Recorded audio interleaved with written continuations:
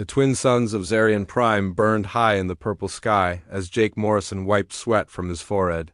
He stood in a line with dozens of other cadets from across the galaxy, their different shapes and colors making the formation look like a strange rainbow of creatures.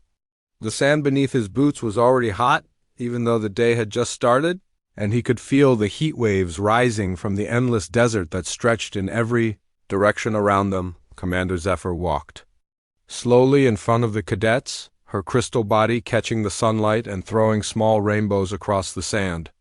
She was tall and thin like a living piece of ice, and when she spoke, her voice sounded like wind blowing through frozen caves. Jake had learned during his first week at the Galactic Military Academy that Commander Zephyr came from Glacialis, a planet where everything was made of ice and snow. He wondered how she managed to stay cool in this burning desert. "Today begins your final survival test," Commander Zephyr announced, her cold voice carrying easily across the hot air. "You will work in teams of 5 cadets. Each team must cross 30 kilometers of desert to reach the pickup point. You have exactly 72 hours to complete this journey." Jake looked around at his assigned teammates. To his right stood Crix, a tall reptile creature with green scales that seemed to shine in the sunlight. Crix came from Soria, a hot jungle planet, and his thick scales were built to handle extreme heat. The reptilian cadet kept flexing his claws and looking confident, as if this desert test would be easy for him. Next to Crix was Vila, whose blue skin already looked dry and flaky in the desert air. She came from Nereid, an ocean world where everything was underwater. Thin gills on the sides of her neck opened and closed quickly as she tried to get moisture from the air. But Jake could see she was struggling already. Her large dark eyes looked worried as she stared at the endless sand dunes. Tam stood beside Vila, and Jake had to look carefully to see him because the mushroom-like being was shorter than everyone else. His brown cap-shaped head was covered with tiny holes that usually released spores, but in this dry air the holes looked empty and sad. Tam came from a forest planet where everything was damp and full of growing things. The desert was like poison. To his kind, the last member of their team was Nyx, an insect creature with 6 arms and large compound eyes that could see in many directions at once. Her shiny black shell made clicking sounds when she moved, and her eyes kept darting around nervously. Nyx came from a hive world where millions of her kind worked together, but here she was alone and clearly uncomfortable. Commander Zephyr continued, speaking, "You will receive basic survival gear and food for 1 day only. After that, you must find your own water and food or you will fail the test. Any team that uses emergency beacons will be removed from the course but marked as failed." Jake listened carefully while his teammates whispered among themselves about their natural advantages. Crix boasted that his scales could handle any heat. Nyx claimed her compound eyes could spot water sources from far away. And even little Tam talked about how his fungal senses could find hidden nutrients in the ground. Only Vila stayed quiet, already looking sick from the dry air. The commander handed each team a small pack containing basic supplies: a knife, some rope, 2 water bottles, emergency rations for 1 day, and a simple shelter tarp. Jake took the pack and immediately started checking everything inside while his teammates barely looked at their supplies. "The test begins now," Commander Zephyr said, pointing toward the distant horizon where heat waves made everything look wavy and unclear. "Your pickup point is marked by a tall metal tower. Move out." The other teams immediately started running or walking quickly into the desert, their alien members eager to show off their special abilities. Crix started jogging forward, calling for his team to follow. "Come on, this heat is nothing for me. We can reach the tower by tomorrow morning." But Jake did not move yet. Instead, he walked over to a large barrel-shaped cactus that grew near their starting point. The plant was green and round, covered with long, sharp spines and about as tall as his waist. He knelt down and looked closely at it, running his fingers carefully along its surface without touching the spines. "What are you doing, human?" Crix called back, sounding annoyed. "We need to move fast before the day gets hotter." Jake stood up and rejoined his team, but he kept looking back at the cactus. "Just checking something," he said quietly. He had Grown up in Arizona on Earth, where his grandfather had taught him about desert survival, the old man had learned from Native American friends who knew secrets about living in harsh places. Jake remembered his grandfather's words. The desert looks empty, but it's full of life if you know where to look.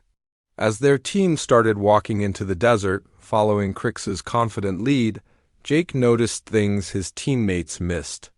He saw small holes in rocks that might collect dew, noticed which direction the wind blew most often, and spotted several different types of desert plants growing in shaded areas between the sand dunes.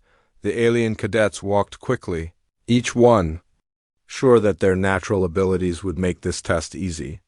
Crix's scales kept him cool in the heat, so he set a fast pace. Nyx used her many eyes to watch for dangers. Tam tried to sense any organic matter in the sand. Vila struggled but tried to keep up, but Jake walked more slowly and carefully, saving his energy and watching everything around them. He knew that in the desert the biggest danger was not heat or animals or getting lost. The biggest danger was running out of water, and he had a feeling that before this test was over, his strange human knowledge about desert plants might be the only thing that could save all of them. The first day on Zarian Prime felt like walking inside an oven. Crix had led the team through an open valley where there was no shade at all, confident that his thick scales would protect him from the burning heat. But even though he could handle the temperature, he could not stop his body from losing water through his breath and the small gaps between his scales, Jake had tried to suggest. They walk along the higher ground where there might be some shade from rocks, but Crix had laughed at him. Humans always take the slow way, the reptilian cadet had said, his forked tongue flicking out to taste the hot air. My people have lived in heat like this for thousands of years. Trust me, I know what I am doing.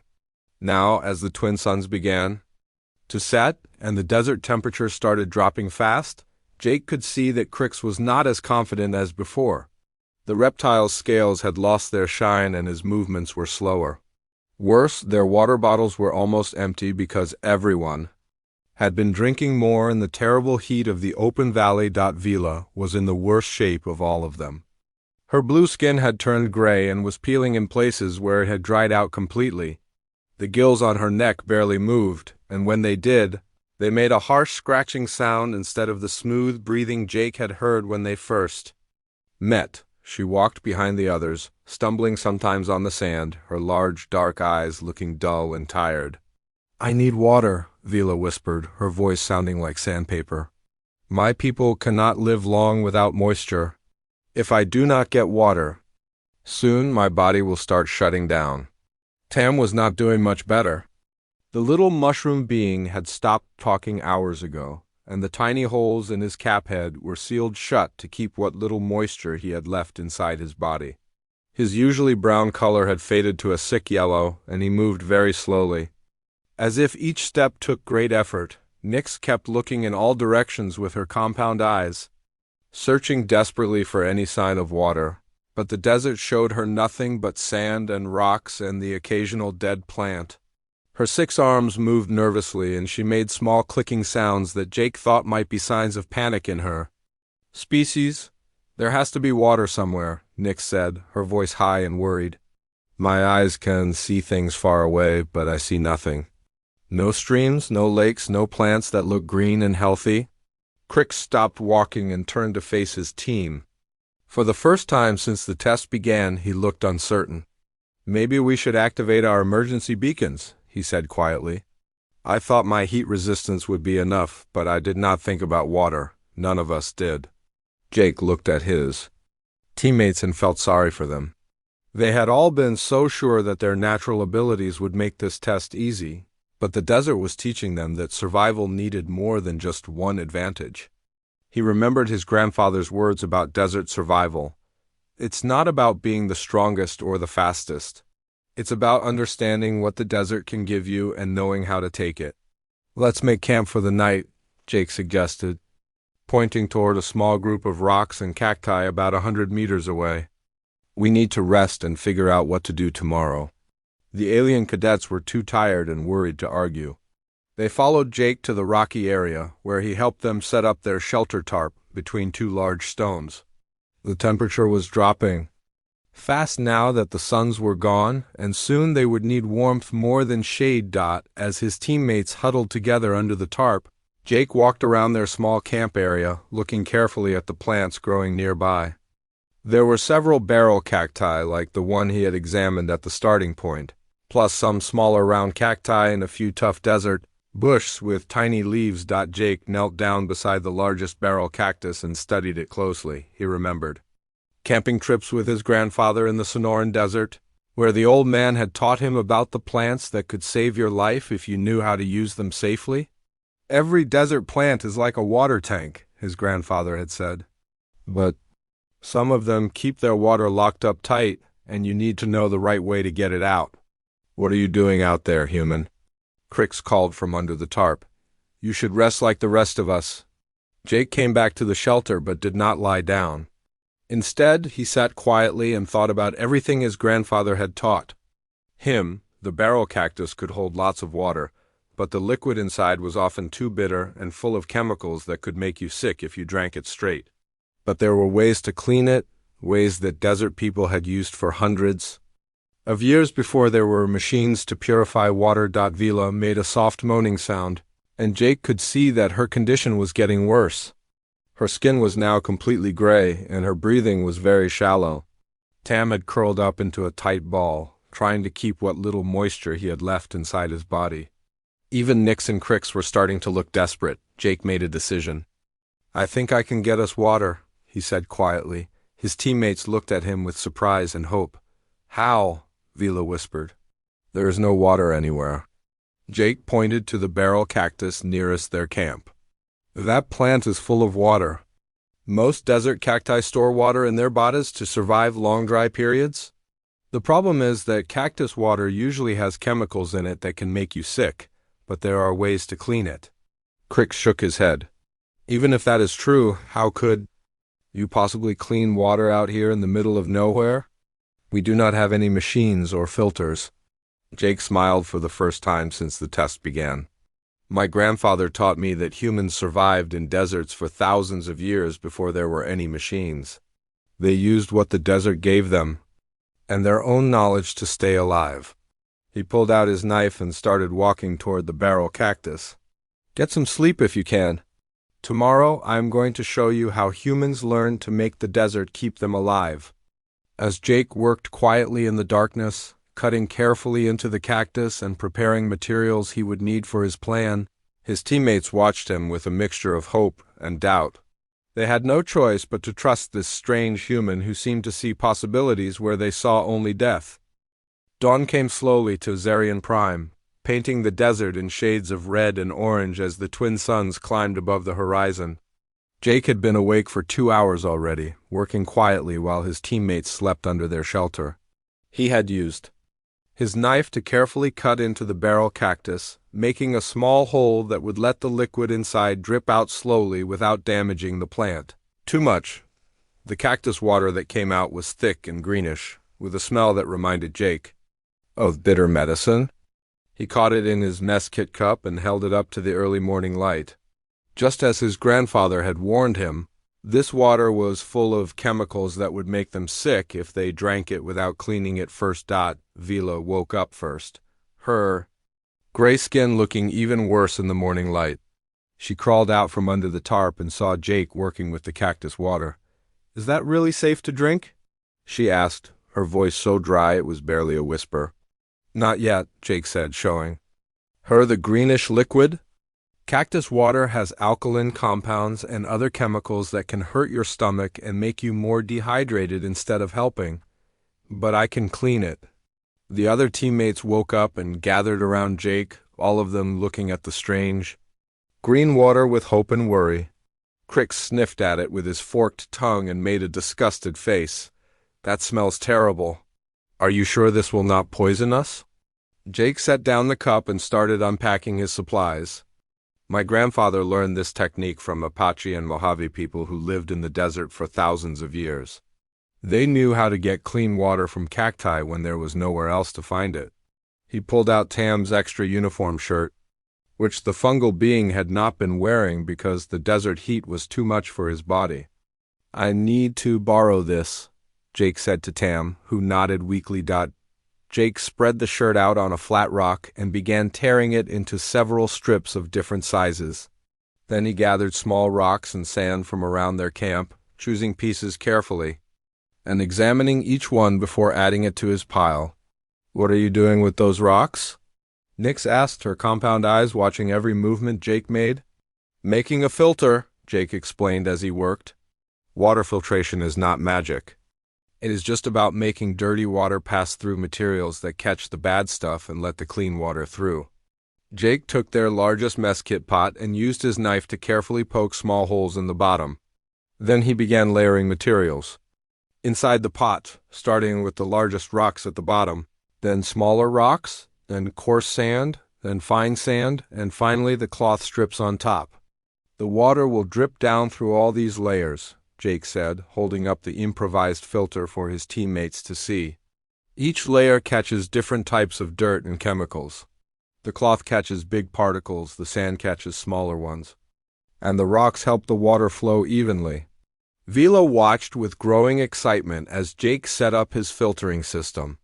He used their rope to hang the filter pot from a stick he wedged between two rocks, then placed another pot underneath to catch the filtered water. Finally, he poured the green cactus water slowly into the top of his filter. At first, nothing happened. Then very slowly, drops of water began falling from the bottom of the filter into the catching pot. The first drops were still greenish, but as more water passed through, it began to look clearer. "It is working," Tam whispered, speaking for the first time since yesterday afternoon, but Jake held up his hand. "We have to wait. The water needs to pass through all the layers slowly to get really clean. And even then, I need to test it first to make sure it is safe." The team watched anxiously as the filter worked, drop by drop. The process was very slow, and Jake explained that this was important. If water goes through too fast, it does not have time to get clean. Desert people learn to be patient because rushing could kill you. While they waited, Jake told them more about desert survival techniques his grandfather had taught him. Humans do not have thick scales like Crix or special eyes like Nix or any of the natural advantages your species have. So we had to learn to use tools and knowledge instead. After an hour, there was about half a cup of filtered water in the bottom pot. It looked almost clear now, with just a slight yellow tint. Jake smelled it and found that the bitter chemical odor was mostly gone. "I will test it first," Jake said, lifting the cup to his lips. "No," Vila said suddenly, her voice stronger than it had been all morning. "If it is poisoned, we cannot afford to lose you. You are the only one who knows how to do this." Jake looked at his teammate with surprise. Despite being the most desperate for water, Vila was willing to let him test it first because she understood that his knowledge was keeping them all alive. "Thank you," Jake said, "but I am confident this will work. My grandfather used this method many times, and he lived to be 90 years old." Jake took a small sip of the filtered water and held it in his mouth for a moment before swallowing.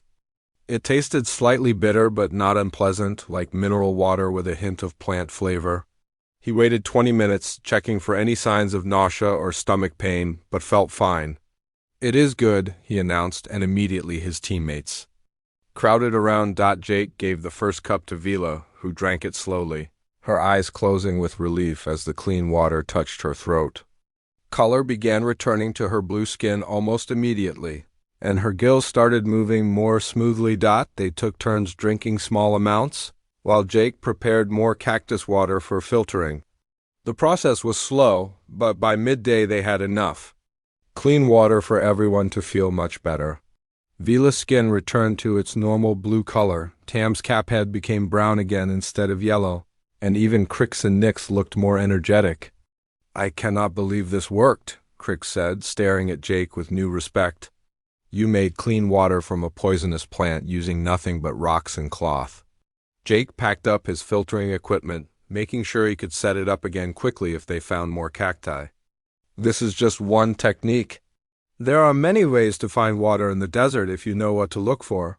As the team prepared to continue their journey toward the pickup point, Vila walked up to Jake. "Thank you for saving my life," she said. Quietly, "I thought my species' advantages would be enough for this test, but I was wrong. Your human knowledge is more valuable than any of our natural abilities."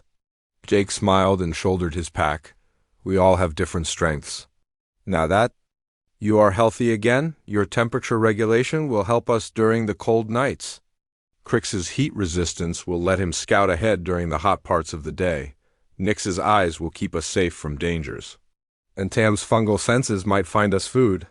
As they walked deeper into the desert, Jake continued to scan the landscape for useful plants and resources. He had proven that human ingenuity could turn the desert from an enemy into an ally, but they still had 2 days and 20 kilometers ahead of them. The real test was just beginning. With clean water in their systems and renewed hope in their hearts, the team moved across the desert with a completely different energy than the day before.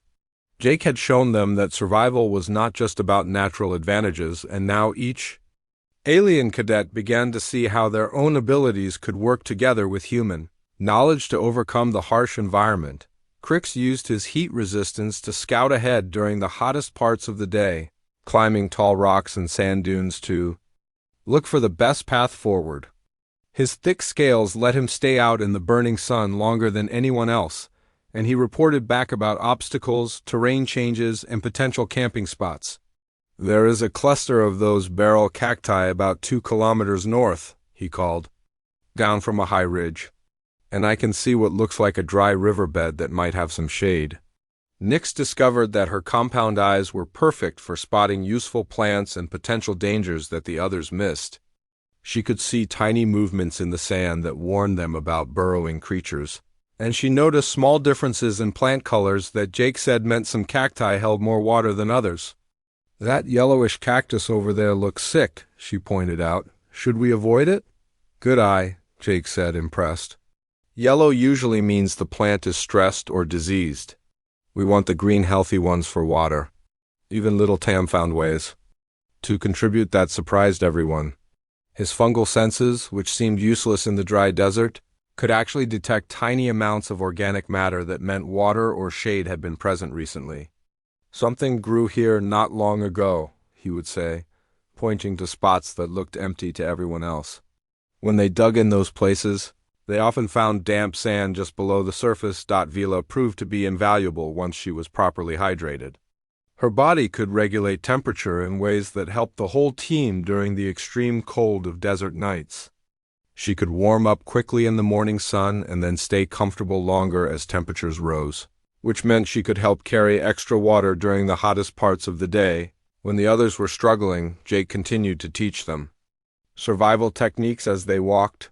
He showed them how to wrap their heads with cloth to reduce water loss through sweating, how to walk in a way that saved energy on loose sand, and how to recognize wind patterns that might indicate weather changes coming. "See how the sand blows in little spirals over there?" Jake pointed to a spot where dust devils were forming. "That means the wind is changing direction. In deserts, that can mean a storm is coming." As if his words had summoned it, the sky began to change color on the second afternoon of their journey. The clear purple sky developed a yellow tint on the horizon, and the wind started blowing harder and more consistently in one direction. "Sandstorm," Jake said grimly, remembering stories his grandfather had told about desert storms that could bury travelers alive. "We need to find shelter immediately." The team looked around frantically, but they were in an open area with nothing but low sand dunes stretching in every direction. The storm was approaching fast, and they could see a wall of sand and dust moving toward them like a giant wave. "There," Vila pointed to a small rocky outcrop about 500 meters away. "Could we shelter behind those rocks?" Jake squinted at the rocks and shook his head. "Too small and not solid enough. The wind will just blow sand around them and bury us." Nix's compound eyes spotted something else. "What about that depression in the ground over there? It looks like it might be deep enough to protect us." "Better," Jake said, "but we need to modify it." The team ran toward the depression as the storm grew closer and the wind got stronger. Jake immediately started directing them in creating a survival shelter using techniques he had learned from his grandfather's stories about Dust Bowl storms. "We need to dig deeper and create windbreaks," Jake shouted over the increasing noise of the approaching storm. "Crix, use your claws to dig out more sand on the side the wind is coming from. Nix, help me gather rocks to build a wall. Vila and Tam, use the tarp to create a roof we can anchor down." Working together with desperate speed, the team modified the natural depression into a proper storm shelter. Jake showed them how to angle the rock wall so that wind would flow over them instead of into their hiding place, and how to anchor the tarp so it would not be torn away by the powerful winds. They finished just as the sandstorm hit them with full force. The world disappeared in a swirling cloud of sand and dust that blocked out the sun and made breathing almost impossible. The team huddled together in their improvised shelter, with the tarp pulled tight over their heads and Jake's water filter equipment protected in the center of their group. The storm raged for 6 hours, and several times it seemed like their shelter might collapse or be buried completely. But Jake's engineering held, and the alien cadets began to understand that human survival techniques were based on thousands of years of people facing similar challenges and learning from both successes and failures. "How did you know how to do this?" Tam asked during a brief lull in the storm.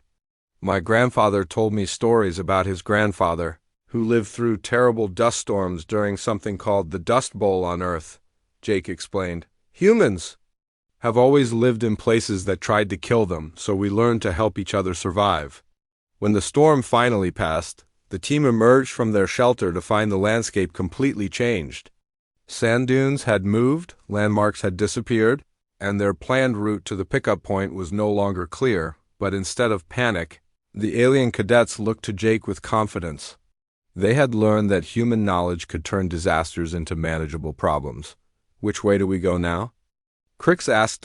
Jake looked at the stars that were becoming visible in the clear post-storm sky. "My grandfather taught me to navigate using the stars when landmarks disappear. We can find our way." As they packed up their shelter and prepared to continue their journey, Vila spoke for all of them.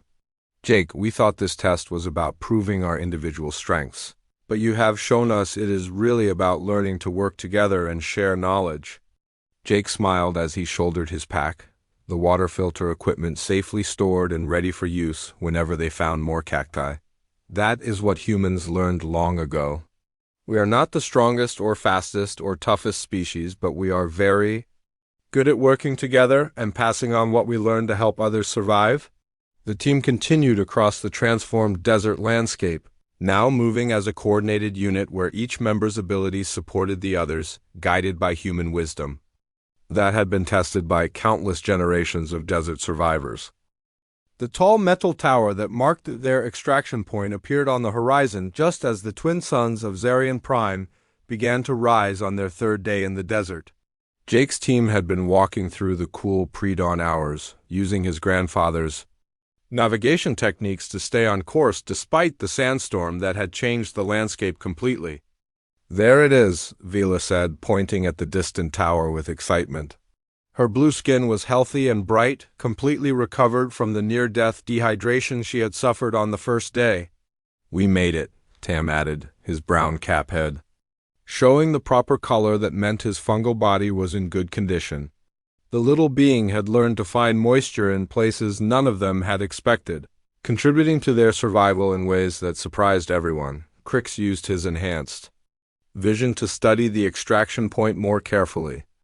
"I can see shuttles already there and what looks like several instructors waiting. We are the first team to arrive."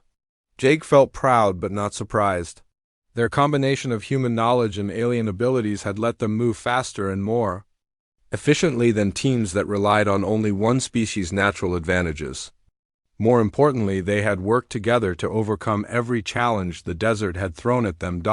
As they walked the final kilometers toward the tower, Jake continued to share desert wisdom with his teammates. He showed them how to recognize the signs that meant they were approaching the end of their journey, changes in the types of plants growing, different patterns in the wind, and the way morning dew formed more heavily in areas where underground water was closer to the surface. You see those small green bushes growing near the tower? Jake pointed to vegetation that looked healthier than anything they had seen deeper in the desert. That means there is probably a water source underground there. The Academy chose this spot because it has natural resources that make it safer for pickup operations. When they reached the extraction point, Commander Zephyr was waiting with several other instructors from different species. The crystalline being's ice-like body reflected the morning sunlight, and her cold voice carried a note of surprise when she spoke. "Team 7 reporting for extraction, Commander," Jake said, standing at attention with his alien teammates beside him. "You are 12 hours ahead of schedule," Commander Zephyr observed, her frozen eyes studying each member of the team. "And, you appear to be in excellent health. Report your status." "All team members are healthy and mission-capable, Commander," Jake replied. "We encountered no injuries or serious difficulties during the crossing." Behind Commander Zephyr, Jake could see other instructors whispering among themselves. A tall insect being with features similar to Nyx was talking rapidly to a reptilian creature that looked like Crix's species. Their body language suggested they were very interested in how this mixed team had succeeded so completely. The medical officer, a floating jellyfish-like creature, approached each team member with scanning equipment. As the scans completed, the medic's tentacles moved in patterns that Jake had learned meant extreme surprise in her species. "Commander," the medic announced, her voice bubbling like water, "not only are all team members in good health, but the nereid and fungoid specimens are actually in better condition than when they started the test. Their hydration and nutrient levels are optimal." Commander Zephyr's crystal body made a sound, like ice cracking, which Jake had learned was her species' expression of amazement. "Explain how this is possible." Jake looked at his teammates, and Vila nodded encouragingly. "The humans showed us techniques for extracting and purifying water from desert plants, Commander. He also taught us survival methods that let us work together more effectively." "Demonstrate these techniques," Commander Zephyr ordered. Jake had been carrying his water filtration equipment throughout their journey, and now he set it up quickly while explaining the principles behind it. Desert cacti store large amounts of water, but it contains alkaline compounds and other chemicals that can cause illness if consumed directly. However, traditional human filtration methods can make it safe to drink. As Jake worked, more instructors gathered to watch. He could see representatives from dozens of different species, all of them studying his improvised equipment with fascination. When he poured the greenish cactus liquid into his filter and clean water began dripping out the bottom, several instructors made sounds of amazement in their various languages. "The principles are simple," Jake explained as he worked. "Multiple filtration layers remove different types of contaminants. Cloth catches large particles, sand filters smaller impurities, and rocks provide structure for even water flow. Humans developed these techniques because we had to survive in environments where we lacked specialized biological advantages." Commander Zephyr examined the filtered water with instruments from her equipment pack. "This water is not only safe to drink, it meets Academy standards for purity." "How did your species develop such knowledge?" "Humans lived in every type of environment on our planet," Jake said. "Deserts, frozen wastelands, tropical jungles, high mountains, deep caves. We could not adapt our bodies to all these places, so we learned to adapt our knowledge and tools instead." Crix stepped forward proudly. "Jake also taught us navigation by stars, shelter construction for sandstorms, and how to recognize signs of underground water. His knowledge saved all of our lives." "More than that," Vila added. "He showed us how to work as a team instead of just relying on our individual advantages. That is why we succeeded when other teams with stronger natural abilities failed." Over the next several hours, other teams began arriving at the extraction point. Most of them were using their emergency beacons, and their members looked exhausted and dehydrated. Several teams had lost members to heat exhaustion or dehydration and had to be rescued by emergency medical shuttles. Commander Zephyr called Jake aside as the rescue operations continued. "Cadet Morrison, your survival techniques appear to be superior to anything in our current academy curriculum." Would you be willing to share this knowledge with our instructors? Of course, Commander, Jake replied. My grandfather always said that survival knowledge should be shared freely because it saves lives. There is something else, the crystalline commander continued. Your teammates have requested that you be assigned as their permanent team leader for advanced training courses. This is highly unusual, as leadership positions typically go to cadets with the most obvious physical advantages. Jake looked over at his alien teammates, who were helping medical officers treat cadets from other teams. Vila was using her temperature regulation abilities to help cool down overheated reptilian cadets. Tam was sharing what little nutrition he had found with starving fungal beings. Nix was using her compound eyes to help search for missing team members, and Crix was using his strength to carry exhausted cadets to medical stations. Commander, Jake said thoughtfully, I think leadership should go to whoever can help the team succeed. Regardless of what species they come from, these cadets have taught me as much as I taught them. Agreed, Commander Zephyr said, and Jake thought he heard approval in her icy voice. Your techniques will be incorporated into standard academy training immediately, and your team will serve as instructors for the new integrated survival curriculum. As the rescue shuttles lifted off carrying the less successful teams back to the academy, Jake stood with his teammates watching the desert that had tested them so harshly. The endless sand dunes looked peaceful now in the afternoon light, but all of them knew how dangerous this place could be for anyone who did not understand its secrets. I still cannot believe we did it, Nix said, her compound eyes reflecting the sunlight as she looked back at the path they had traveled. 3 days ago, I thought my species' advantages would be enough to handle anything this desert could throw at us. We all thought that, Crix admitted, his scales still showing the healthy shine that meant he was properly hydrated. But Jake showed us that real survival comes from knowledge and teamwork, not just natural abilities. Commander Zephyr approached their group with a datapad in her crystalline hands. I have reviewed the performance records from all teams in this exercise, she announced.